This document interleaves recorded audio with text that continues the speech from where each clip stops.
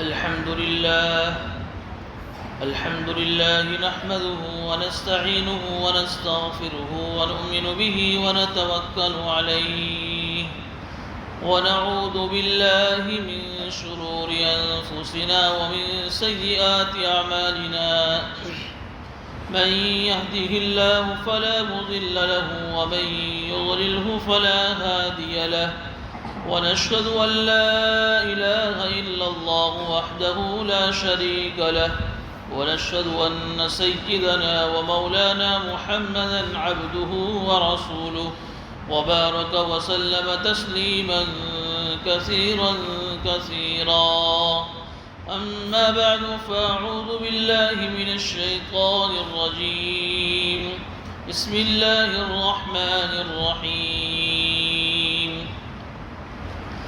يا نساء النبي لستن كأحد من النساء إن اتقيتن فلا تخضعن بالقول فيطمع الذي في قلبه مرض وقلن قولا معروفا.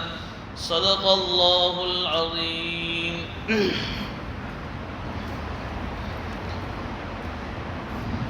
سورہ احزاب کی تفسیر کا سلسلہ چل رہا ہے. گزشتہ سے پہلے کی مجلس میں آیت نمبر 28 کے ضمن میں آپ حضرات کو بتایا تھا کہ جب غزوہ بنو قریظہ ہوا اس میں بھی بہت سارا مال غنیمت ملا، اور پھر اس کے بعد غزوہ خیبر ہوا 2 سال کے بعد، اس میں اور مسلمانوں کو مال غنیمت ملا، جس کی وجہ سے صحابہ کرام کتنے سالوں سے جو فقر کی زندگی گزار رہے تھے وہ مالدار ہو گئے صحابہ، اور صحابہ کے پاس بہت کچھ مال جمع ہو گیا. جب ازواج مطہرات میں جو حضور اکرم صلی اللہ علیہ وسلم کی بیویاں ہیں ان کے گھروں میں بھی فاقے تھے، تو انہوں نے بھی حضور اکرم صلی اللہ علیہ وسلم سے خرچ کی زیادتی کے بارے میں درخواست کی، مطالبہ کیا کہ یا نبی اللہ ہمارے گھروں میں بھی فاقے ہیں، چونکہ مسجد نبوی سے لگ کر ہی متصل ان بیویوں کے الگ الگ چھوٹے چھوٹے کمرے تھے، کہ نبی اللہ ہمارے گھروں میں بھی فاقے ہیں تو ہمارا بھی کچھ آپ پاکٹ خرچ بڑھا دیجئے تاکہ کچھ ہم بھی اس سے فائدہ اٹھائیں. تو حضور اکرم صلی اللہ علیہ وسلم کی ان کی یہ بات بڑی ناپسند لگی، حالانکہ ایک جائز، دنیا کے اعتبار سے ایک جائز تھی یہ چیز کہ ایک بیوی اپنے شوہر سے اپنے حق کا مطالبہ کر سکتی ہے. مسئلہ لکھا ہے فقہاء نے کہ اگر شوہر گھر کے اندر اپنے بیوی بچوں کا نان نفقہ صحیح طریقے سے پورا نہیں کر رہا ہے، صحیح طریقے سے گھر میں خرچہ نہیں دے رہا ہے، تو بیوی کو حق ہے کہ سامنے سے مطالبہ کر سکتی ہے، ڈیمانڈ کر سکتی ہے. بلکہ علماء نے تو یہاں تک بھی ایک بات لکھی ہے کہ بیویوں کے فائدے کے لیے کہ اگر شوہر نہیں دے رہا ہے، حالانکہ کما رہا ہے اچھا خاصا اور شوہر کے جیب بھرے ہوئے ہیں لیکن گھر میں نہیں دے رہا ہے اس کی حیثیت کے مطابق، تو بیوی کو اتنی اجازت ہے کہ وہ اپنے خرچے کے مطابق شوہر کی جیب سے بلا اجازت بھی لے سکتی ہے. اس لیے یہ جائز حق ہے. بلکہ علماء تو یہ فرماتے ہیں کہ گھر میں شوہر گھر کی گھریلو ذمہ داری پورا کرنے کے ساتھ ساتھ سائیڈ میں کچھ پاکٹ منی بھی دیا کرے اور اس کا حساب بھی نہ لے کہ بھئی فلاں ہفتے تجھے اتنے دیے تھے، فلاں میں نے اتنے دیے تھے، فلاں موقع پر کیا اس کا حساب نہیں دینے کے بھول جاؤ. یہ جائز ہے یہ. لیکن یہاں بھی ازواج مطہرات ایک طرف سے حضور اکرم صلی اللہ علیہ وسلم کی بیویاں ہی تو ہے، شوہر بیوی کا تعلق ہے تو کوئی منع نہیں شریعت کے اعتبار سے.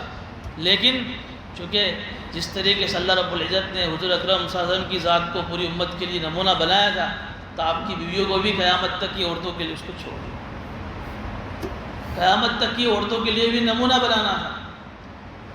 اس لیے حضور اکرم صلی اللہ علیہ وسلم کی بات پسند نہیں آئی اور قسم کھا لی کہ 1 مہینے تک تمہارے کسی کے گھر میں نہیں آؤں گا.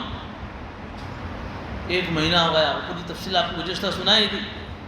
جب 1 مہینے کے بعد یہ آیت نازل ہوئی تو حضور نے صاف کہہ دیا کہ اگر تم دنیا کی زیب و زینت چاہتی ہو، تمہیں رنگیلی دنیا کی چاہیے، تمہیں دنیا کی خوشگوار زندگی چاہیے، بڑے بڑے محل بنگلات چاہیے، تو کوئی بات نہیں، آؤ میرے پاس، میں تمہیں کچھ دنیا کا سامان دیتا ہوں اور بہترین طریقے سے رخصت کر دیتا ہوں، چاہ کر کسی اور شوہر سے نکاح کر لینا اور موج مزے کی زندگی گزار لینا۔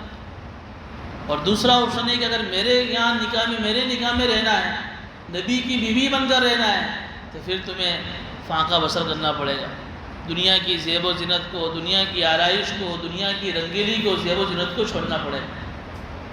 بہرحال اس آیت کو سنانے کے بعد تمام بیویوں نے حضور اکرم صلی اللہ علیہ وسلم کی اس بات کو سن کر حضور کے نکاح میں رہنا پسند فرمایا۔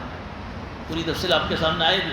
جب یہ حضور اکرم صلی اللہ علیہ وسلم کی نکاح میں جب رہنا پسند فرمایا کہ ہم دنیا کو آپ کے اوپر ترجیح دیتے ہیں، ہم آپ کو دنیا کے اوپر ترجیح دیتے ہیں، تو پھر اگلی آیت میں حضور نے، اللہ رب العزت نے ڈائریکٹ ان عورتوں کو یہ بات سنائی، کیونکہ جب ان کا مقام بڑھ گیا، نبی کی بیوی میں رہنا انہوں نے پسند کر لیا، تو ظاہر سی بات ہے جب جس کا مقام بڑھ جاتا ہے تو پھر اس کی ہوئی نیکی بھی ڈبل ہو جاتی ہے اور اس کا کیا ہوا گناہ کا وبال بھی ڈبل ہو جاتا ہے۔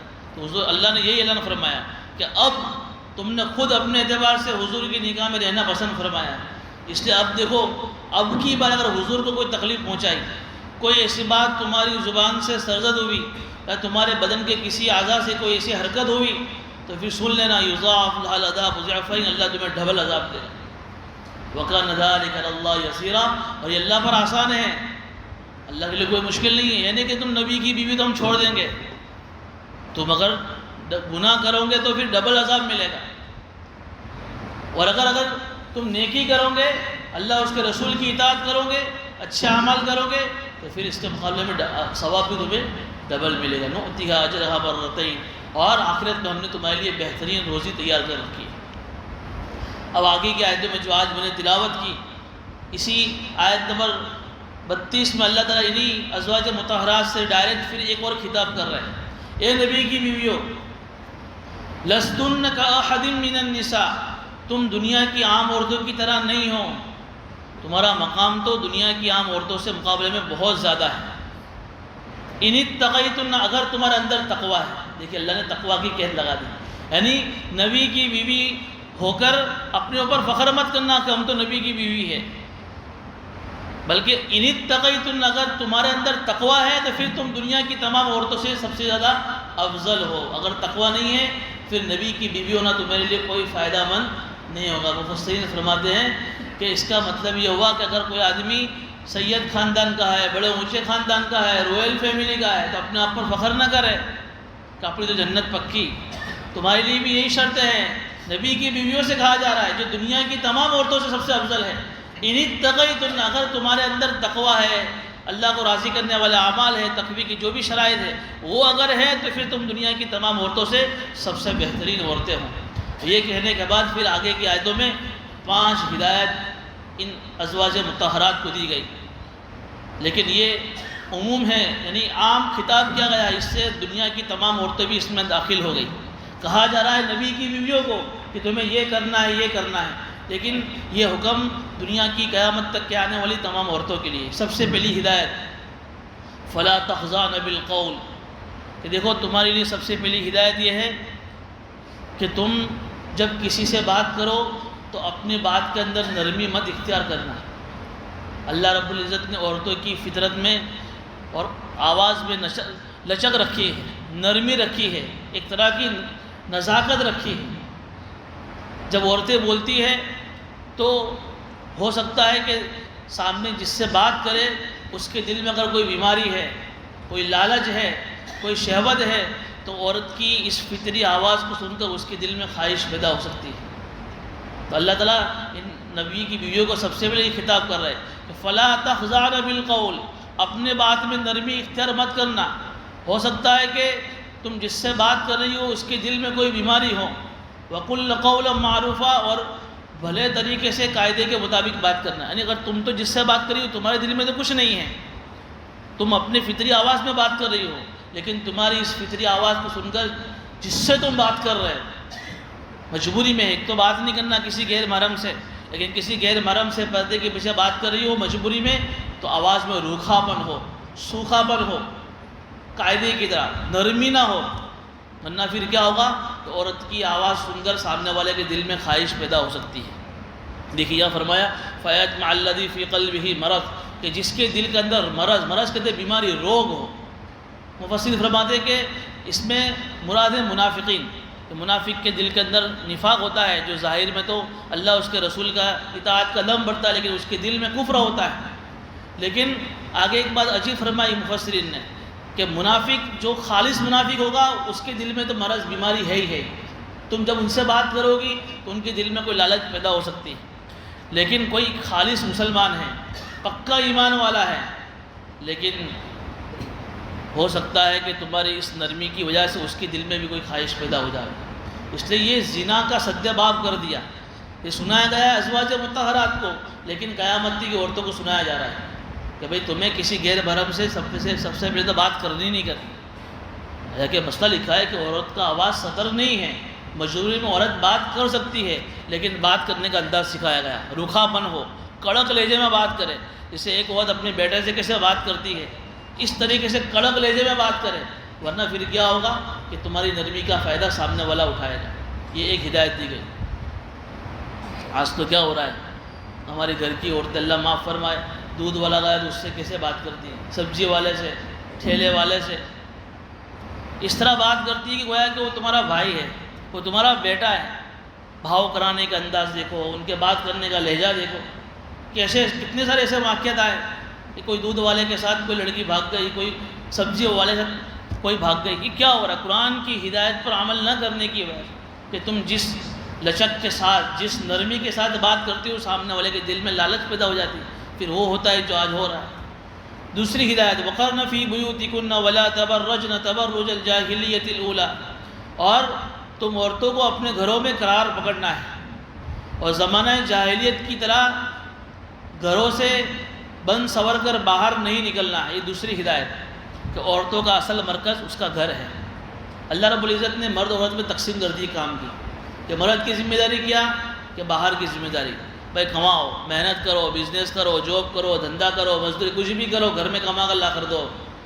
اور عورت کی ذمہ داری کہ عورت کی ذمہ داری گھریلو کام کاج، اپنے بچوں کی تربیت، اپنے گھر کے اندر رہنے والے مردوں کا کھانا بنانا، کھانا پکانا، گھر میں جھاڑو کچرا پوتا کرنا، گھریلو کام کاج کی ذمہ داری عورت کی ہے. یہ اصل عورت کا جو ہے میدان کار گھر ہے اس کا، اور مرد کی ذمہ داری باہر کی ہے. تو سب عورت کی ذمہ داری یہ ہے کہ عورت اپنے گھروں میں رہ کر اس کی جو ذمہ داریاں اس کو ادا کرے. لیکن اگر مجبوری میں باہر نکلنا پڑے تو ولا تبرجن، بن سون کا زمانے جاہلیت کا باہر نہ نکلے. جاہلیت اولا کا لفظ آیا ہے، یعنی اسلام سے پہلے جو جاہلیت تھی حضور کے دنیا میں آنے سے پہلے، اس زمانے میں بھی ایسا رواج تھا کہ عورتوں کے یہاں کوئی پردے کا اہتمام نہیں تھا. عورتیں بن سوا کر ٹپ ٹاپ ہو کر گھروں سے باہر نکلتی تھی، نہ چہرے پر کوئی پردہ ہے، نہ بدن پر صرف ایک چادر ہوتی تھی، باقی جو ہے کوئی طرح کا پردہ نہیں ہوتا تھا. تو یہاں مفسرین فرماتے کہ یہ جاہلیت اولا، اس کا مطلب یہ ہوا کہ ایک جاہلیت اور ہے جو اسلام لانے کے بعد، جیسے آج کے زمانے میں ہم دیکھ رہے ہیں جاہلیت دوسری آ رہی کہ اسلام آ گیا، دین آ گیا، شریعت آ گئی، سارے حکم معلوم ہیں، لیکن پھر بھی عورتیں گھروں سے باہر بے پردہ نکل رہی. منع فرمایا کہ ولا تبرجن تبرج الجاہلیۃ الاولی. اصل میں یہ آیتوں کو جب عورتیں سنتی ہیں تو ان کو ایسا لگتا ہے کہ گویا کہ اسلام ہمارے اوپر ایک کوئی چیز ایسی تھوپ رہا ہے، ہمارے اوپر ظلم ہو رہا ہے. حالانکہ عورت جو ہے نا ایک اسلام کے نزدیک بہت بڑی قیمتی چیز ہے، اور جو چیز جتنی زیادہ قیمتی ہوتی ہے اس کو اتنی زیادہ سیف رکھی جاتی ہے. گھر کے اندر جھاڑو ہوتی ہے اس کو ہم گھر کے باہر آمدے میں رکھ دیتے ہیں، لیکن سونا چاندی ہوتا ہے تو گھر کے اندر کی تجوری کے اندر کے لوکر میں رکھتے ہیں، چونکہ وہ حفاظت کی جگہ ہے. اور یہ جھاڑو اس کی حفاظت کرنے کی ضرورت نہیں ہو تو خود ہی پہلے سے سیف ہے، کوئی لے کے نہیں جائے گا. تو عورت قیمتی چیز ہے. تو اگر گھر کے باہر نکل گئی، حدیث شریف میں آتا ہے المرأۃ عورۃ، کہ عورت ایک پردے کی چیز ہے. جب وہ گھر سے باہر نکلتی ہے تو شیطان کی نگاہ اس پر پڑ جاتی ہے، اور پھر جب شیطان اس پر جھانکتا ہے تو پھر لوگوں کو اس کی طرف متوجہ کرتا ہے. آگے تفصیل کے ساتھ پردے کا احکام آ رہے ہیں. یا صرف میں اشارہ کر رہا ہوں کہ کیوں شریعت نے پردہ نازل فرمایا، پردے کا احکام کیوں آئے، کیا وجہ بنی اس کی. یہاں سے صرف اشارہ ہے کہ ولا تبرجن تبرج الجاہلیۃ الاولی، اور زمانہ جاہلیت کی طرح اپنے گھروں سے بند سوا کر باہر مت نکلو. ہاں نکلنا ہو تو پردے کے ساتھ نکلنا، کوئی مجبوری ہے جیسے کہ شرعی مجبوری، حج کے لیے جانا ہے، عمرہ کے لیے جانا ہے تو اپنے محرم مرد کے ساتھ جاؤ، یا کوئی جو ہے طبعی تقاضا ہے، رشتہ داروں کو ملنے جانا ہے تو جا سکتی ہے عورت پردے میں رہ کر. یا کوئی بیماری کی دوا کی علاج کے لیے جانا ہے تو بھی پردے کے اہتمام کے ساتھ جا سکتی ہے. یا گھر میں اکیلی کوئی کمانے والا نہیں ہے، کوئی لڑکا نہیں، کوئی باپ نہیں، کوئی شوہر نہیں، کوئی بھائی نہیں، کوئی اکیلی کوئی کما کر لانے والا نہیں ہے، تو پردے کے اہتمام کے ساتھ جو ہے کمانے کے لیے گھر سے باہر نکل سکتی ہیں. یہ دوسرا حکم ہوا. وَأَقِمْنَ الصَّلَاةَ اور نمازوں کی پابندی کرو، یہ تیسرا حکم. وَآتِينَ الزَّكَاةَ اور زکوٰۃ کا اہتمام کرو، یہ چوتھا حکم. وَأَطِيعْنَ اللَّهَ وَرَسُولَهُ اور اللہ اس کے رسول کی اطاعت کرو، یعنی دیگر جو اسلام کے احکامات ہیں ان میں اللہ اس کے رسول کی اطاعت کرو. یہ 5 حکموں کو دینے کے بعد اللہ فرما رہے ہیں انما یرید اللہ لیذھب عنکم الرجس اہل البیت ویطہرکم تطہیرا. یہ اللہ نے تمہیں حکم اس لیے دیا ہے کہ اللہ تعالیٰ تمہیں گندگی سے، آلودگی سے پاک صاف کرنا چاہتے ہیں تمہارے گھر والوں کو، اور تمہیں اچھی طریقے سے پاک بنانا چاہتے ہیں. دیکھیں یہاں اہل بیت کا لفظ استعمال فرمایا، اہل بیت یعنی نبی کے گھر والوں کو، کہ تمہارے اندر یہ ساری چیزیں آئے گی تو اللہ تعالیٰ تمہیں اچھی طریقے سے پاک فرما دے گا. اس لیے کہ نبی کی بیویوں کو میں نے ابھی بتایا کہ قیامت تک کے لیے کیا بنانا ہے، نمونہ بنانا ہے. اگر ان کے اندر ہی پاکیزگی نہیں ہوگی، ان کے اندر ہی تقویٰ نہیں ہوگا، ان کے اندر طہارت نہیں ہوگی تو دنیا کی عورتیں پھر کس کو نمونہ بنائیں گی. یہ اعلان واقعہ عفت کے 1 سال پہلے کیا اللہ نے. آپ نے سنا نا سورہ نور میں واقعہ عفت، عائشہ پر تہمت لگائی منافقین نے، وہ صورت کے نازل ہونے کے 1 سال پہلے اللہ نے اعلان قرآن میں کر دیا تھا. اللہ خود قرآن میں کہہ رہا ہے کہ اللہ چاہتا ہے تو اللہ جس چیز کا ارادہ کرتا ہے اللہ وہ چیز کر کے رہتا ہے. یعنی اللہ تعالیٰ نے نبی کے گھر والوں کو بالکل پاک صاف کر دیا، کسی طرح کی گندگی، کسی طرح کی جو ہے ان کے اندر جو ہے آمیزش نہیں ہے، بالکل نبی کے گھرانے کو اللہ نے پاک صاف کر دیا.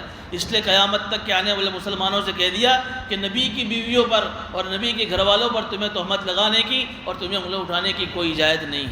اب یہاں اہل بیت کا لفظ ہے. اہل بیت کسے کہتے ہیں؟ ہم اکثر سنتے ہیں اہل بیت اہل بیت. ابھی جو محرم کے مہینے میں بار بار سنا ہم نے اہل بیت اہل بیت. اس میں 2 طرح کے قول ہے. جو شیعہ لوگ ہیں وہ تو یوں کہتے ہیں کہ اہل بیت استعمال جو پنجتن جس کو بولتے ہو، پنجتن یعنی ایک خود حضور اکرم کو ایک حدیث سے استدلال کرتے ہیں کہ ایک مرتبہ حضور اکرم صلی اللہ علیہ وسلم جو ہے ام سلمہ کے گھر میں تھے، ایک گھر سے باہر تھے، کالی چادر تھی ان کے پاس، اور فرمایا اتنے میں جب امام حسن دوڑتے ہوا ہے تو ان کو اس کالی چادر میں لے لیا. پھر اس نے امام حسین چھوٹے سے دوڑتے ہوا ہے، ان کو بھی اس کالی چادر میں لے لیا. پھر اتنے میں حضرت فاطمہ آئی، ان کو بھی چادر میں لے لیا. اتنے میں حضرت علی آئے، ان کو بھی اس چادر میں لے لیا. تو 4 ہی ہوئے، خود 5 کو ایک چادر میں لپیٹ کر بھی کہا کہ اللہم ہؤلاء اہل بیتی، اللہ یہ میرے گھر والے ہیں، یہ میرے اہل بیت میں ہیں. اللہ نے حضور کی اس دعا کی برکت سے ان کی حضرت فاطمہ کو، حضرت علی کو اور ان کے بیٹے حضرت حسن حسین کو اہل بیت میں شامل کر دیا. لیکن قرآن کریم کی اس آیت میں آپ دیکھ رہی سن رہے آپ آیت نمبر 28 سے سن رہے حضور کی بیویوں کو بار بار کہا جا رہا ہے اے نبی کی عورتوں، اے نبی کی عورتوں. مفسرین فرماتے ہیں کہ قرآن کریم کی آیت سے پتہ چلتا ہے کہ اہل بیت کے اندر حضور کی بیویاں ہیں. اب کوئی تعارض نہیں ہے، قرآن کی آیت کہہ رہی ہے کہ حضور کی بیویاں، اور حدیث بتا رہی ہے کہ حضور کی اولاد. تو اہل بیت کا ترجمہ کیا ہے گجراتی میں؟ گھر والے. اہل کہتے ہیں والے اور بیت کہتے ہیں گھر، گھر والے. ہم بھی جب کسی کے لیے بولتے ہیں کہ بھائی کہاں ہیں تمہارے گھر والے، تو اس سے بات کیا ہوتا ہے؟ تمہاری بیوی بچے. تو اس کا مطلب یہ ہوا کہ قرآن کی آیت سے حضور کی بیویاں داخل ہو گئی اور اس حدیث کی وجہ سے حضور کی اولاد داخل ہو گئی. باقی شیعہ لوگ جو یہ کہہ رہے ہیں کہ نہیں صرف حضور کی اولاد، حضور کی بیویاں داخل نہیں ہیں، وہ غلط ہیں. قرآن کی آیت سے حضور اکرم صلی اللہ علیہ وسلم کی بیویاں داخل ہو گئی اور اس حدیث کی بنا پر حضور اکرم صلی اللہ علیہ وسلم کی جو اولاد، جو اہل بیت تھے حضرت فاطمہ اور ان کی جو اولاد تھی وہ داخل ہو گئی. تو یہ اعلان فرما دیا کہ اہل بیت ہم نے تم کو جو ہے گناہوں سے، گندگیوں سے بالکل پاک صاف کر دیا. وَاذْكُرْنَ مَا يُتْلَى فِي بُيُوتِكُنَّ مِنْ آيَاتِ اللَّهِ وَالْحِكْمَةِ إِنَّ اللَّهَ كَانَ لَطِيفًا خَبِيرًا. اور تم یاد کرو، مذاکرہ کرو، تمہارے گھروں میں اس کا چرچا کرو، جو چیز تمہارے گھروں میں جس کی تلاوت کی جاتی ہے، یعنی قرآن کی، من آیات اللہ، اللہ کی آیتوں کی، والحکمہ حدیث ہوگی. چونکہ حضور اکرم صلی اللہ علیہ وسلم کی بیویوں کے گھروں میں تو قرآن نازل ہوا. حضرت خدیجہ کے بارے میں آتا ہے کہ 500 مرتبہ حضرت جبریل ان کے گھر میں تشریف لائے ہیں. اور حضرت عائشہ تو بالکل ٹاپ پر ہے، کسی بیوی کو یہ مقام حاصل نہیں جو مقام حضرت عائشہ کو حاصل ہے کہ حضور صلی اللہ علیہ وسلم حضرت عائشہ ایک چادر میں، ایک رضائی میں، ایک لحاف میں لیٹے ہوئے سو رہے ہیں اور حضرت جبریل اسلام وحی لے کر آ رہے ہیں. اور حضور کا گود، سر مبارک حضرت عائشہ کی گود میں ہے اور حضرت جبریل تشریف لا رہے ہیں. تو تم تو کتنی مقدس عورتیں ہو، تمہارے گھر کتنے پاکیزہ ہیں، اور تمہارے گھروں پر انوار کی کیسی بارش ہو رہی ہے کہ تمہارے گھروں میں قرآن کی تلاوت ہو رہی ہے، تمہارے گھروں میں وحی نازل ہو رہی ہے، تمہارے گھروں میں حکمت یعنی حدیث، حضور کی کوئی بھی بات اور حضور کا کوئی بھی فعل اور کوئی بھی عمل یہ حدیث بن جاتا ہے۔ تو تمہارے گھروں میں حدیث پیدا ہو رہی ہے، تم کتنی مقدس عورتیں ہو، تو تمہیں تو ان کا مذاکرہ کرنا چاہیے۔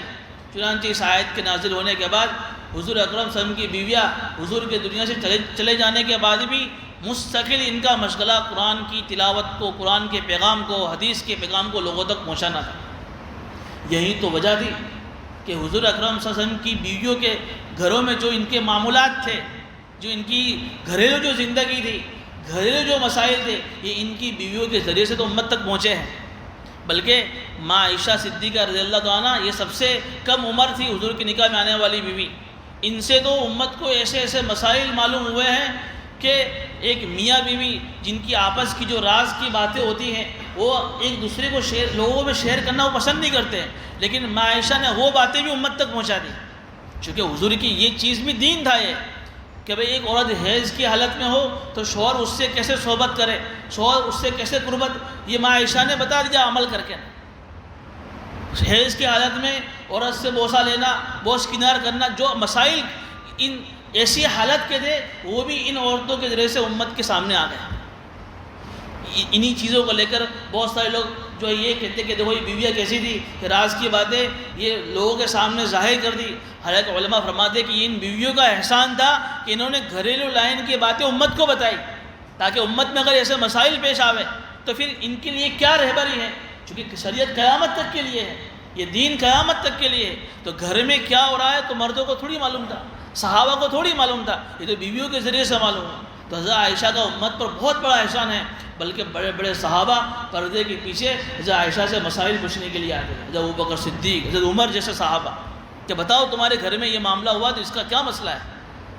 قرآن کریم کی اس آیت کے نازل ہونے کے بعد ان ازواج مطہرات کا مشغلہ یہی تھا کہ پوری زندگی اپنے لیے ان کے لیے وقف کر دی۔ ان اللہ کان لطیفا خبیرا، بے شک اللہ بڑا باریک بھی اور اللہ بڑا خبر رکھنے والا ہے۔ اب آیت نمبر 35 کے اندر اللہ رب العزت نے عورتوں کی دل جوئی کے لیے 10 خوبیوں کا تذکرہ فرمایا، عورتوں کی دل جوئی کے لیے، عورتوں کو خوش کرنے کے لیے۔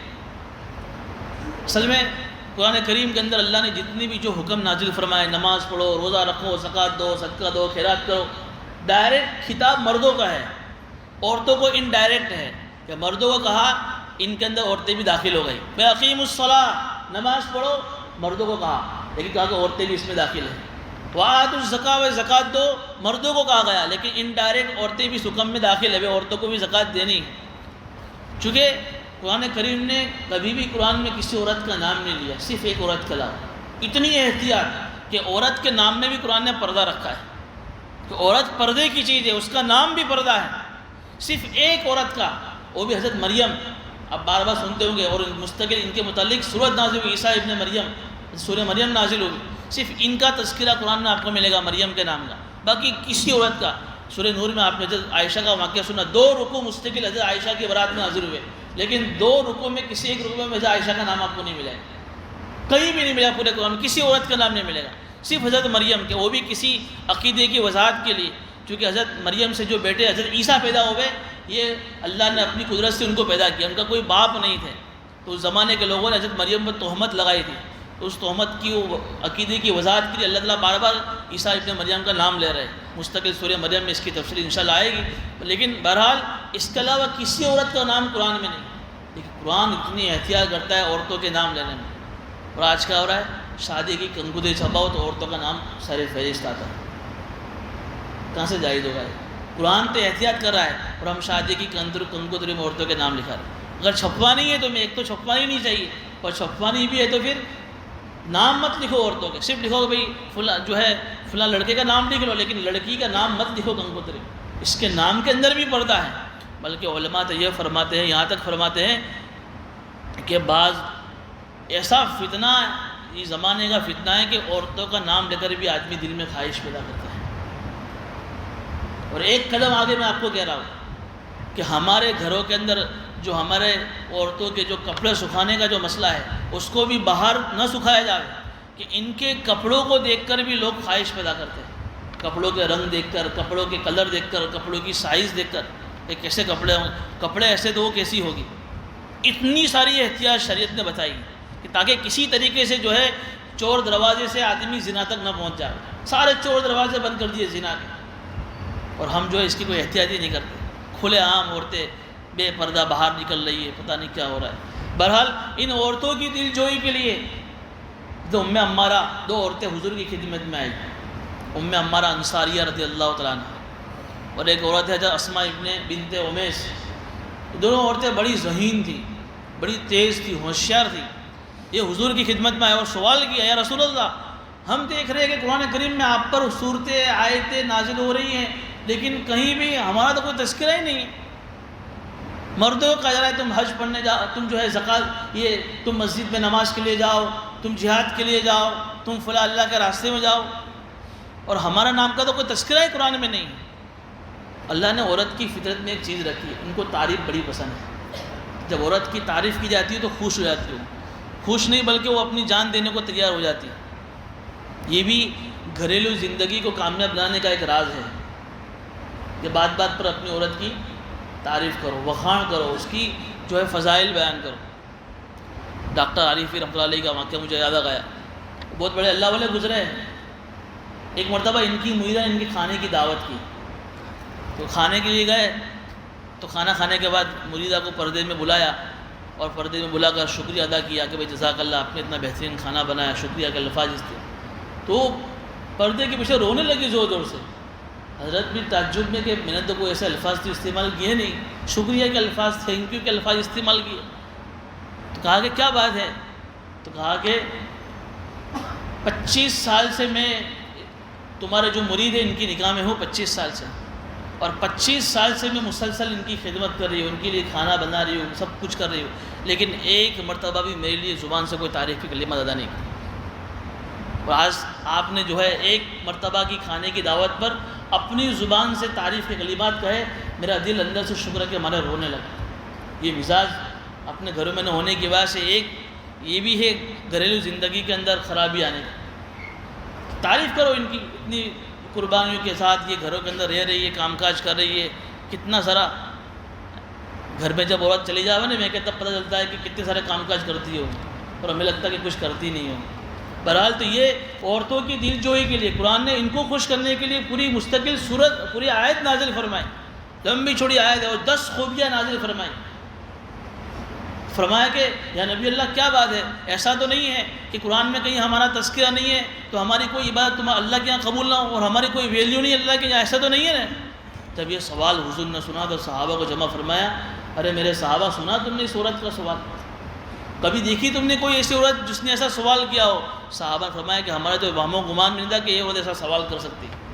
تو حضور نے جو ہے ان کی تعریف فرمائی، کہا کہ سن لو، تم عورتیں اللہ کے حقوق کی ادائیگی کے ساتھ ساتھ شوہر کی خدمت کرو گی، نمازوں کی پابندی کرو گی، اور جو 10 خوبیاں بیان فرمائی ان کا اہتمام کرو گی، تو جو ثواب اللہ تعالیٰ ان مردوں کو دیتا ہے مسجد میں جا کر نماز پڑھنے کا، جہاد پہ جانے کا، وہ ثواب اللہ تم کو بغیر کیے دے گا اللہ تعالیٰ.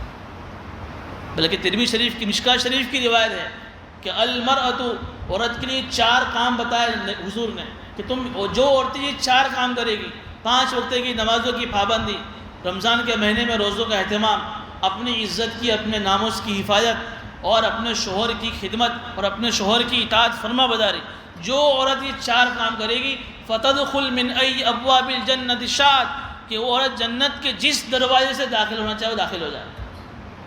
کتنا اونچا مقام عورت کا، جس دروازے سے جنت میں داخل. کوئی لمبی چوڑی جہاد کرنے کا نہیں کہا، لمبی چوڑی تسبیح نہیں، 4 کام صرف کرنے ہیں گھریلو کام کاج کے ساتھ رہتے ہوئے، 5 وقت نمازوں کی پابندی، رمضان کے مہینے میں روزوں کا اہتمام، اپنی عزت کی حفاظت، شوہر کی غیر حاضری میں اپنی عزت کی، اپنے ناموس کی، اپنے شرمگاہ کی حفاظت، اور اپنے شوہر کی اطاعت و فرما برداری. کتنا آسان کام. گھروں میں جا کر ہماری عورتوں کی ساری چیزیں بتاؤ. تو یہ جب یہ آیت نازل ہوئی، جب یہ سوال کیا تو مستقل اللہ تعالیٰ نے یہ آیت نازل فرمائی.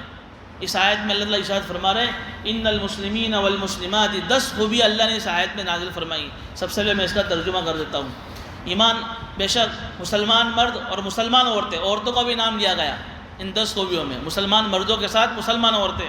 ایمان والے مرد، ایمان والی عورتیں، فرما بردار اور مرد، فرما بردار عورتیں، صدقہ کرنے والے مرد، سچ بولنے والے مرد، سچ بولنے والی عورتیں، صبر کرنے والے مرد، صبر کرنے والی عورتیں، خشوع کرنے والے مرد، خشوع کرنے والی عورتیں، صدقہ کرنے والے مرد، صدقہ کرنے والی عورتیں، روزہ رکھنے والے مرد، روزہ رکھنے والی عورتیں، اپنے شرمگاہوں کی حفاظت کرنے والے مرد اور اپنے شرمگاہوں کی حفاظت کرنے والی عورتیں، اور کثرت سے اللہ کا ذکر کرنے والے مرد اور کثرت سے اللہ کا ذکر کرنے والی عورتیں۔ ان 10 خوبیوں کو بیان فرما کر اللہ فرما رہے ہیں اعد اللہ لہم مغفرۃ واجرا عظیما، کہ اللہ تعالیٰ نے ان خوبیوں کو اپنے اندر پیدا کرنے والوں کے لیے مغفرت کا اور بہت ڈھیر سارے اجر کا اللہ نے وعدہ کر رکھا ہے۔ اب ان 10 خوبیوں کی میں جو ہے تفصیل تو زیادہ بیان نہیں کروں گا، اس لیے کہ مستقل کئی ہفتے چاہیے اس کے لیے، کچھ اشارات میں کر رہا ہوں۔ سب سے پہلے جو خوبی ہے مسلمین والمسلمات، پہلی خوبی مسلمان مرد اور مسلمان عورتیں، اور اس کے ساتھ میں دوسری خوبی ایمان والے مرد اور ایمان والی عورتیں۔ دیکھیے ہماری بول چال میں ہم اس کو ایک ہی کہتے ہیں، بھئی مسلمان عورتیں، مسلمان مرد، ایمان والی عورتیں، ایمان والی مرد عورتیں، ہم اس کو ایک ہی سمجھ رہے ہیں، لیکن قرآن نے دونوں کو الگ بیان کر کے کچھ فرق بیان کر دیا کہ اسلام اور ایمان میں کچھ فرق ہے۔ فرق یہ ہے کہ ایمان کا تعلق دل سے ہے اور اسلام کا تعلق آدمی کے ظاہری اعضاء سے ہے۔ کیا مطلب؟ کہ اللہ تعالیٰ نے جن چیزوں پر ایمان لانے کا حکم دیا ہے، جو ایمان مفصل میں آ رہی 7 چیزیں، آمنت باللہ و ملائکتہ و کتبہ، اللہ کی کتابوں پر، رسولوں پر، آخرت پر، فرشتوں پر، قیامت پر، مرنے کے بعد پر، جنت پر، جہنم پر، اچھی بری تقدیر پر، جو 7 چیزیں ہیں، ان 7 چیزوں پر جو ایمان لانے کا حکم دیا ہے اس کا تعلق دل سے ہے، کہ دل سے اس کی تصدیق کرے۔ 7 میں سے کوئی چیز دیکھی نہیں ہے، لیکن حضور نے بتا دیا وحی کے ذریعے سے، ہم نے حضور کی بات پر اعتماد کرتے ہوئے ان 7 چیزوں کو مان لیا، اللہ کو مان لیا، فرشتوں کو مان لیا، رسولوں کو مان لیا، کتابوں کو مان لیا، ساری چیزیں۔ اس کا تعلق دل سے ہے، اور اسلام کا تعلق ظاہری اعضاء سے ہے، یعنی نماز، تو نماز کا تعلق آدمی کی ظاہری باڈی سے ہے، زکوٰۃ، روزہ، جو بھی ہم اعمال نیک عمل کرتے ہیں اس کا تعلق آدمی کے ظاہر سے، اس کو اسلام کہتے ہیں۔ نماز پڑھنا یہ اسلام ہے، روزہ رکھنا یہ اسلام ہے، حج کرنا یہ اسلام ہے، زکوٰۃ دینا یہ اسلام ہے، صدقہ خیرات کرنا یہ اسلام ہے، کسی کے ساتھ اچھے طریقے سے پیش آنا یہ اسلام ہے۔ لیکن ایمان، کہ ایمان کا تعلق دل سے ہے، دونوں میں فرق ہے۔ اسی سے تو معلوم یہ ہوا کہ مسلمان کو پہچاننا آسان ہے لیکن ایمان والے کو پہچاننا مشکل ہے۔ ایک آدمی ظاہر میں داڑھی ہے، کرتا پائجامہ ہے اور نماز بھی پڑھ رہا ہے، لیکن حقیقت دل میں اس سے کیا ہے تو اللہ ہی کو معلوم ہے۔ تو ہم اس کو مسلمان تو کہہ سکتے ہیں لیکن اس کی دل میں تصدیق ہے نہیں، وہ تو اللہ ہی کو معلوم ہے۔ تو یہ اسلام اور ایمان میں فرق ہے کہ دونوں چیزیں ہمارے اندر ہونی چاہیے، ایمان دل سے بھی جو مضبوط ہونا چاہیے ہمارا ایمان، اور ظاہری جو اعمال ہے اس میں بھی آدمی کیا ہو، مضبوط ہونا چاہیے۔ یہ 2 صفت ہو گئی۔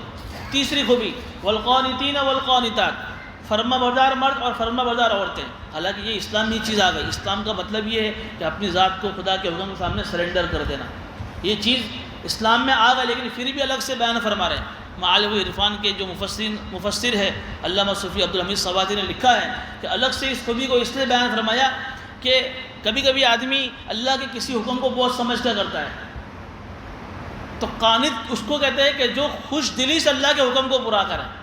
وہ مسلمان تو ہیں جو اللہ کے حکم کو پورا کرا چاہے بہت سمجھ کر ہی، لیکن اس کو ہم قانتین نہیں کہہ سکتے چونکہ اس کو بہت سمجھ رہا ہے۔ تو قانتین کا مطلب کیا ہوا کہ فرما بردار مرد اور فرما بردار عورتیں، یعنی خوش دلی کے ساتھ، دل جمعی کے ساتھ، خوشی کے ساتھ اللہ کے حکم کو پورا کرنے والے مرد اور پورا کرنے والی عورتیں۔ چوتھی صفت والصادقین والصادقات، سچ بولنے والے مرد اور سچ بولنے والی عورتیں، یہ بھی بہت بڑی خوبی ہے۔ سچ بولنا یہ بھی بہت بڑی خوبی ہے۔ آج معاشرے میں یہ چیز کی کمی آ رہی ہے، بلکہ ایک چیز ہے کہ جو گناہ جب لوگوں کی نگاہوں سے جب اس کی اہمیت، اس کی قباحت جب ختم ہو جاتی ہے تو وہ چیز عام ہو جاتی ہے۔ اسی میں سے ایک چیز ہے جھوٹ، اس کی کوئی لوگوں کے دلوں میں اس کی کوئی قباحت ہی نہیں، بات بات پر جھوٹ، معمولی بہانوں پر جھوٹ۔ اور لوگ کیا کہتے ہیں، کیا کرے مولوی صاحب، دھندا ایسا ہے، ماحول ایسا ہے تو جھوٹ تو بولنا ہی پڑے ورنہ کاروبار ہی نہ ہو ہمارا۔ یہ ساری چیزیں غلط ہے۔ سچ بولنے والے مرد اور سچ بولنے والی عورتیں، حدیث میں آتا ہے کہ جب بندہ جھوٹ بولتا ہے تو جو فرشتے اس کے آس پاس ہے اس جھوٹ کی بدبو کی وجہ سے 2 میل اس سے دور چلے جاتے ہیں۔ ہمیں تو اس کی جھوٹ کی بدبو ہی پتہ نہیں چلتی، فرشتوں کو پتہ چلتی، تو سچ بولنے والے مرد اور سچ بولنے والی عورتیں. اب سچ کا مطلب یہ ہے کہ عقیدے میں بھی سچائی، کہ ایمان لایا تو ایمان بھی سچ مچ ہو، منافق کی طرح نہ ہو. منافق حضور کی مجلس میں آتے تھے، کیا کہتے تھے کہ قالوا نشہد انک لرسول اللہ، ہم تو دل سے گواہی دیتے کہ آپ تو اللہ کا رسول ہے. اللہ قرآن نے کیا کرا ہے، واللہ یشہد ان المنافقین لکاذبون، اللہ گواہی دے رہا ہے کہ یہ لوگ جھوٹ بول رہے ہیں. تو یہ عقیدے میں سچائی نہیں تھی ان کی. تو عقیدے میں بھی سچائی ہو، دل سے اللہ کو ماننا، بات میں سچائی، جو بات ہو اسی کو اسی کی طرح بیان کرنا، جو نہیں ہوا تھا اس کو اس طرح بیان کرنا کہ وہ ہوا تھا، یہ بھی جھوٹ ہے. جو ہوا تھا اور اس کو اس طرح بیان کرنا کہ وہ نہیں ہوا تھا، یہ بھی کیا ہے، جھوٹ ہے. امام بخاری رحمۃ اللہ علیہ کی بات یاد آ گئی. امام بخاری رحمۃ اللہ علیہ نے، جو بخاری قرآن کے بعد سب سے بڑی کتاب ہے، ان کو پتہ چلا کہ ایک فلاں دور دراز ان کے ملک سے دوسرے ملک میں ایک آدمی جن کے پاس حضور کی کوئی حدیث ہے جو میرے تک نہیں پہنچی ہے، تو اس حدیث کو لینے کے لیے بہت لمبا دور کا سفر کیا امام بخاری رحمۃ اللہ علیہ نے. جب پہنچے تو وہ جن کے پاس حدیث لینے کے لیے گئے تھے تو وہ ان کے قریب میں گھوڑا بندھا ہوا تھا. تو وہ گھوڑا جو ہے یہ چارہ کے لیے تیار نہیں، کھانے کے لیے تیار نہیں تھا. تو وہ گھوڑے کو کہہ رہے کہ دیکھ، اس کو کچھ لالچ دے رہے تھے گھوڑے کو چارہ کھلانے کے لیے. تو دیکھا کہ جس چیز کی لالچ دے رہے ہیں اس میں کوئی چیز ہے ہی نہیں. تو پوچھا کہ بھئی یہ کیا کر رہے ہو؟ کہ میرا گھوڑا بات نہیں مانتا تھا، اس لیے میں نے اس کو بات منوانے کے لیے میں نے اس کو لالچ دی. امام بخاری نے کہا کہ تو ایک جانور کے ساتھ دھوکہ دے سکتا ہے تو اللہ کے نبی کے حدیث میں کیا جھوٹ نہیں بول سکتا ہے؟ اتنے دور دراز کا سفر کر کے آئے پیچھے واپس آ گئے. تو یہ عمل میں بھی سچائی، کہ جو عمل ہم کر رہے وہ عمل کے اندر بات میں ہماری سچائی، عمل میں ہماری سچائی. کوئی بھی کام کرے اللہ کے لیے کرے. بھئی کس کے لیے کر رہے ہو آپ؟ اللہ کو راضی کرنے کے لیے کر رہے ہو یا کسی اور کے لیے کر رہے ہو؟ ظاہر میں کرے کہ ہم اللہ کو راضی کرنے کے لیے، لیکن دل میں پتہ نہیں کیا چھپا ہوا ہے. تو یہ بھی عمل کی سچائی ہونی چاہیے. تو عقیدے کی سچائی، بات میں سچائی، عمل میں سچائی، نیت میں سچائی، کس نیت سے ہم کر رہے ہیں. تو یہ سچ بولنے والے مرد اور سچ بولنے والی عورتیں، یہ مستقل الگ یہ مضامین ہیں، میں صرف اس پہ اشارہ کر رہا ہوں. والصابرین والصابرات، صبر کرنے والے مرد اور صبر کرنے والی عورتیں. یہ بھی اسلام میں ایک بہت بڑا کانسیپٹ ہے صبر کا.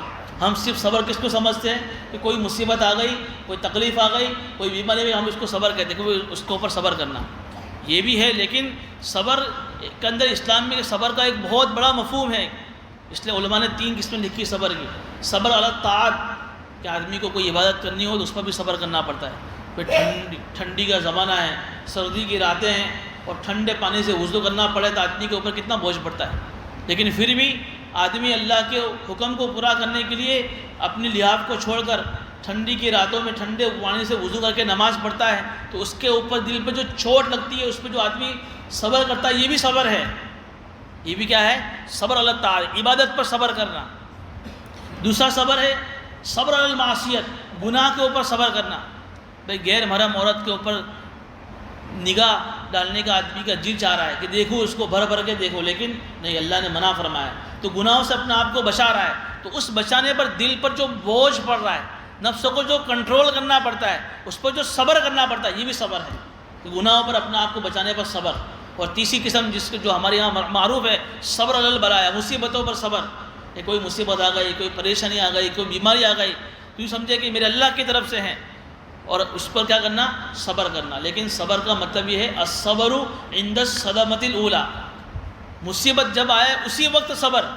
یہ نہیں کہ پہلے تو ہائے وابلا اور پھر یہ ماتم اور یہ جزا فضا اور یہ کپڑے پھاڑنا، اور پھر کچھ دنوں کے بعد جب مصیبت ہلکی ہو گئی اب کیا کریں گے، اب تو صبر کریں گے.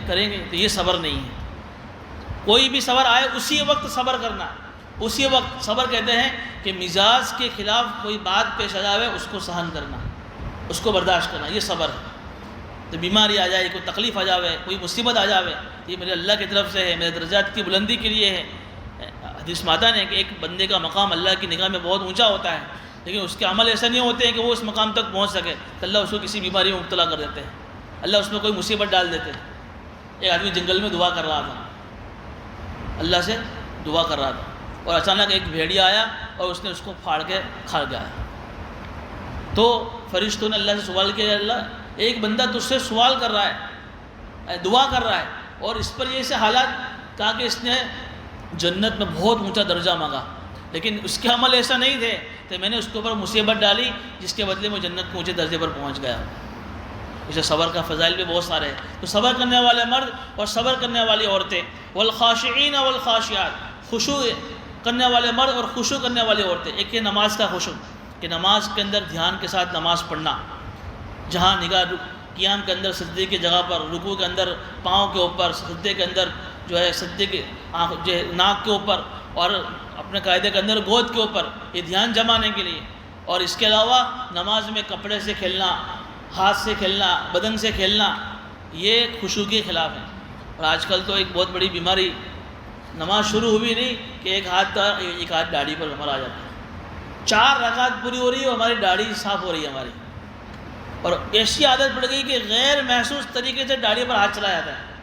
وہ عادت طبیعت بن گئی ہے، آدمی کو خود کو اس کا احساس نہیں ہوتا ہے. تو یہ بھی خشوع کے خلاف ہے. یہ ساری چیزیں نماز میں نہیں ہونی چاہیے، اس لیے کہ ہم نے نماز کو نماز بنایا نہیں، ایک روٹین کی چیز بنا دیا ہے. تو یہ نماز کا خشوع ہے. باہر کا خشوع، کہ باہر کا خشوع کا مطلب ہے کہ آدمی تواضع کے ساتھ اپنے آپ کو رکھے، دب کر اپنے آپ کو رکھے، جھک کر اپنے آپ کو رکھے.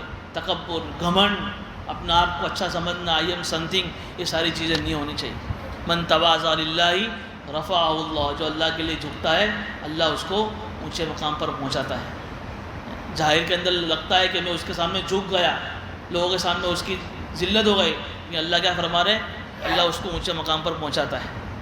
تو یہ تکبر اللہ کو پسند نہیں ہے. تکبر کا مطلب کیا ہے کہ آدمی اپنے کو اچھا سمجھے، دوسرے کو حقیر سمجھے، دوسرے کو خراب سمجھے، دوسرے کو نیچا سمجھے. میں ہی اچھا ہوں اور میری جو بھی رائے وہ بھی اچھی، میں جو کہوں وہ اچھا، میں اچھا، اور اس کی رائے وہ آدمی بالکل خراب. یہ چیز غلط ہے، اللہ کو پسند نہیں. چونکہ تکبر اللہ کی چادر ہے، جو اللہ کی چادر میں ہاتھ ڈالتا ہے اللہ اس کو برباد کر دیتا ہے.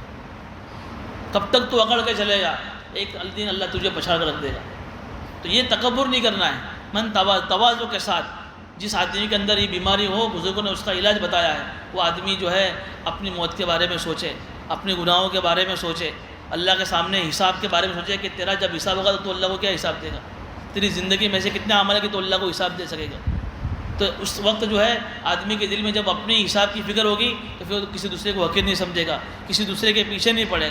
لیکن جس کو اپنی خود کی فکر نہیں ہوتی ہے وہ دوسرے کے پیچھے پڑ جاتا ہے، پھر وہ تکبر کرتا ہے، دوسرے کو حقیر سمجھتا ہے. تو خشوع کرنے والے مرد اور خشوع کرنے والے تواضع کرنے والے مرد اور تواضع کرنے والی عورتیں. والمتصدقین والمتصدقات، صدقہ کرنے والے مرد اور صدقہ کرنے والی عورتیں. یہ بھی ایک اہم خوبی ہے. زکوٰۃ تو ہم دیتے ہی دینا ہی دینا ہے، صدقہ ہے، فطر ہے، قربانی ہے. اس کے علاوہ نفلی صدقہ، اس کا بھی اہتمام کرے. یہ بھی بہت بڑی اسلام کے اندر خوبی ہے. میں آپ کو ایک مثال دوں اس کی. ایک باپ اپنے بیٹے کے لیے کوئی چاکلیٹ، کوئی بسکٹ لے کر جا رہا ہے گھر، اور اس کو لے کر دی بسکٹ کا پیکٹ. اب وہ بیٹا بسکٹ کے پیکٹ کو توڑ کر کھا رہا ہے. اب ابو کیا کہہ رہے ہیں کہ بھئی ایک بسکٹ مجھے تو دے، اور بیٹا منع کرتا ہے کہ نہیں دوں گا ابو. تو ابو اس کو خوشامد کرتا ہے کہ بیٹا مجھے ایک چاہیے، چونکہ اس کے باپ کو اس کی بیٹی کی وہ ادا بڑی پسند آ رہی ہے کہ وہ اس بسکٹ کے پیکٹ میں سے ایک بسکٹ کا ٹکڑا مجھے دے. وَمِمَّا رَزَقْنَاهُمْ يُنْفِقُونَ، اللہ یہ کہہ رہے کہ جو ہم نے دیا اس میں سے تم کو دینا ہے. اللہ کو یہ ادا بڑی پسند آتی ہے کہ میں نے دیا ہے تم کو، لیکن مجھے تمہاری یہ ادا پسند ہے کہ میرے دیے ہوئے میں تم خرچ کرو. تو جو چیز فرض ہے وہ تو دینی ہے، وہ تو کمپلسری فرض ہے، اس میں ہم کوئی کسی پر احسان نہیں کرتے ہو. بلکہ یہ تو اللہ کا شکر ہے کہ زکوٰۃ دینے والے ہمارے پاس آتے ہیں. ورنہ قیامت سے پہلے جب اسلامی حکومت آئے گی تو ایسا فتوحات کا زمانہ آئے گا کہ آدمی کو اپنی زکوٰۃ دینے کے لیے کہیں میل دور جانا پڑے گا. کوئی زکوٰۃ کھانے والا نہیں ملے گا اس کو. بھائی میں خود ہی مالدار ہوں، میرے خود کی زکوٰۃ نکل دی کہ میں تمہاری زکوٰۃ کیسے لوں؟ یہ تو اللہ کا احسان ہے کہ ہمارے پاس لوگ آ رہے ہیں زکوٰۃ دینے کے لیے، ہمیں ان کا اکرام احترام بھی کرنا چاہیے. تو یہ زکوٰۃ تو ہے، لیکن اس کے علاوہ نفلی صدقہ میں نے اس کے پہلے ہی بتایا تھا کہ آدمی جو ہے یہ اس چیز کا اپنے آپ کو پابند بنا لے. جو بھی اپنی کمائی ہے، کمائی کی 2 طریقے ہیں. ایک تو وہ انکم جو بغیر محنت کے حاصل ہو رہی ہے، اس میں 10% اللہ کو اپنا پارٹنر بنا دے ہوئے اللہ کے لیے نکال دے ہوئے. اور انکم کا ایک وہ حصہ جو محنت کے ساتھ آدمی کما رہا ہے، اس میں 5%. جیسے 100 روپیہ بغیر محنت کا ہے تو اس میں 10% اللہ کے لیے. محنت کے ساتھ 100 روپیہ ہے تو اس میں 5 روپیہ اللہ کے لیے. دیکھو پھر اللہ کیسی برکت ہمیں دکھاتا ہے. سوچ نہیں سکتا میں ایسی برکت ہم دیکھیں گے. ایک معمول بنا لے ہوئے، ایک ڈبہ اپنے لیے جمع کر لے ہوئے، جمع کرے اس کے اندر. پھر کوئی ایسا موقع گیا مسجد کا، مدرسے کا، کسی بیوہ کے لیے، تو ہمارا ہاتھ پیچھے نہیں پڑے گا. ہم جمع ہی نہیں کرتے، پھر اس ایمرجنسی کے موقع پر ہمیں پھر دوسرے کے پاس جانا پڑتا ہے. تو یہ اہتمام کریں گے انشاءاللہ تو ہم خود اپنی زندگیوں میں اس کی برکتیں دیکھیں گے. مصیبتیں، اللہ بلا، ایسی چیزیں اللہ اس سے ہماری حفاظت فرمائیں. تو صدقے کرنے والے مرد اور صدقہ کرنے والی عورتیں. آگے والصائمین والصائمات، روزہ رکھنے والے مرد اور روزہ رکھنے والی عورتیں، رمضان کے روزے کے علاوہ عاشورہ کے روزے، یہ ذی الحجہ کے روزے، شعبان کے روزے، شوال کے روزے، اور ہر مہینے کے ایام میں 20 3 دن 14 15 13 14 15 کے روزے، ان روزوں کی بڑے فضائل ہیں، ان کا بھی اہتمام کرنا چاہیے۔ یہ بھی اللہ کے اندر ایک بہت بڑی خوبی ہے۔ والحافظین فروجهم والحافظات، اور اپنی شرمگاہوں کی حفاظت کرنے والے مرد اور اپنے شرمگاہوں کی حفاظت کرنے والی عورتیں، یہ بھی جو ہے ایک بہت بڑا اس زمانے کے اندر عام وصف ہے کہ آدمی اور مرد اپنی جو ہے ناموس کی، اپنی عزت کی حفاظت کرے۔ معراج کی حدیث میں آپ نے سنا ہوگا، حضور جب معراج پہ گئے تو دیکھا کہ کچھ مرد ہے اور کچھ عورتیں ہیں، ان کے سامنے 2 طرح کی ڈش، 2 طرح کے گوشت رکھے ہوئے ہیں۔ ایک گوشت تو بہت بہترین تازہ بالکل خوشبودار ہے، اور دوسرا جو گوشت ہے سڑا ہوا بدبودار کیڑے نکل رہے ہیں۔ وہ جو مرد اور جو عورتیں یہ اس پاکیزہ گوشت کو چھوڑ کر یہ بدبودار کیڑے والا گوشت کھا رہے ہیں۔ حضور نے پوچھا کہ یہ کیا ماجرا ہے؟ کہا کہ یہ تمہاری اس امت کے وہ لوگ ہیں جو اپنی حلال طریقے سے خواہش پوری کرنے کے بجائے حرام طریقے سے اپنی خواہش کو پورے کرنے والے ہیں۔ اللہ نے ان کی مزاج ایسے بنا دیے کہ وہ قیامت سے پہلے عالم برزخ میں وہ سڑا ہوا گوشت کھائیں گے۔ تو بہت خطرناک اس کی وعیدیں ہیں۔ اس لیے اس زمانے کے اندر اپنی شرمگاہ کی حفاظت یہ سمجھو کہ بہت بڑی اہم خوبی ہے، بلکہ حدیث میں ہے من یضمن لی ما بین لحییہ وما بین رجلیہ اضمن لہ الجنہ، جو آدمی مجھے 2 چیزوں کی گارنٹی دے، حضور کہہ رہے ہیں کہ جو آدمی مجھے 2 چیزوں کی گارنٹی دے میں اس کے لیے جنت کی گارنٹی دیتا ہوں۔ حضور جنت کی گارنٹی کا وعدہ کرے اس کے لیے تو آدمی کتنا خوش نصیب۔ پہلی چیز ما بین لحییہ، جو 2 جبڑوں کے درمیان یعنی زبان کی، اپنی زبان کو زیادہ مت چلاؤ، زبان کی حفاظت۔ وما بین رجلیہ، جو 2 ٹانگوں کے درمیان یعنی شرمگاہ کی حفاظت۔ من یضمن لی ما بین لحییہ وما بین رجلیہ اضمن لہ الجنہ، جو اپنے زبان کی حفاظت، اپنی شرمگاہ کی حفاظت کرے گا، اللہ کے نبی فرما رہے کہ میں اس کے لیے جنت کی گارنٹی لے رہا ہوں۔ تو یہ بھی بہت اہم خوبی ہے۔ والذاکرین اللہ کثیرا والذاکرات، اور کثرت سے ذکر کرنے والے مرد اور کثرت سے ذکر کرنے والی عورتیں۔ دیکھیے یہ جو آخری جو صفت ہے اس میں کثرت کا لفظ استعمال فرمایا، زیادہ کسی خوبی میں یہ لفظ استعمال نہیں فرمایا، لیکن جب ذکر کی باری آئی تو یہ لفظ استعمال فرمایا کہ کثرت سے۔ علماء فرماتے ہیں اس لیے کہ ذکر کے علاوہ دوسری جو عبادتیں ہیں اس کے لیے آدمی کو وقت چاہیے، کوئی ٹائم چاہیے۔ نماز پڑھنی ہے تو پہلے پاکی حاصل کرنی پڑے گی، وضو کرنا پڑے گا، مغرب وقت میں نماز نہیں پڑھ سکتا، رمضان کا مہینہ نہیں ہے تو روزہ نہیں رکھ سکتا، فرض روزہ۔ لیکن ذکر ایک ایسی چیز ہے کہ آدمی کھڑے لیٹے بیٹھے سوئے ہر حال میں اللہ کا ذکر کر سکتا ہے۔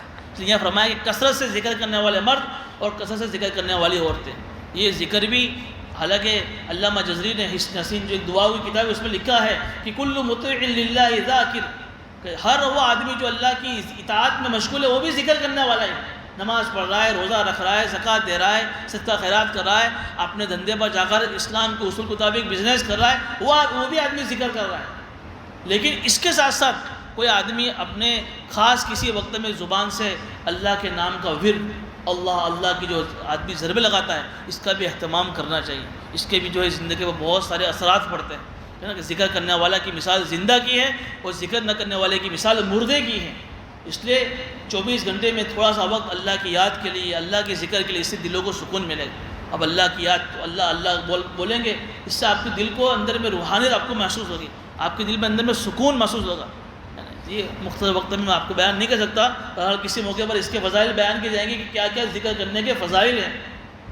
کم سے کم درجے میں ذکر کا موقع نہیں تھا آدمی 5 وقت کی نمازوں کو اپنے آپ کو پابند بنا لے۔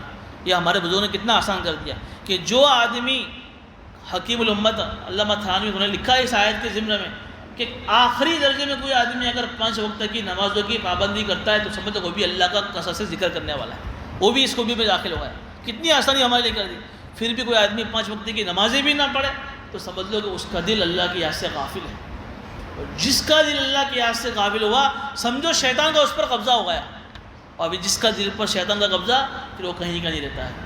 تو یہ 10 خوبیاں اس آیت میں بیان فرمائی، ان 10 خوبیوں کا ہمیں مذاکرہ بھی کرنا ہے اور اپنی زندگیوں میں لانے کی کوشش بھی کرنا ہے۔ ان 10 خوبیوں کو اللہ تعالیٰ فرما رہے ہیں اعد اللہ لہم مغفرۃ واجرا عظیما، کہ اللہ تعالیٰ نے اس کے لیے مغفرت کا اور اجر عظیم کا وعدہ کر رکھا ہے۔ اللہ پاک ہم ان باتوں پر عمل کی توفیق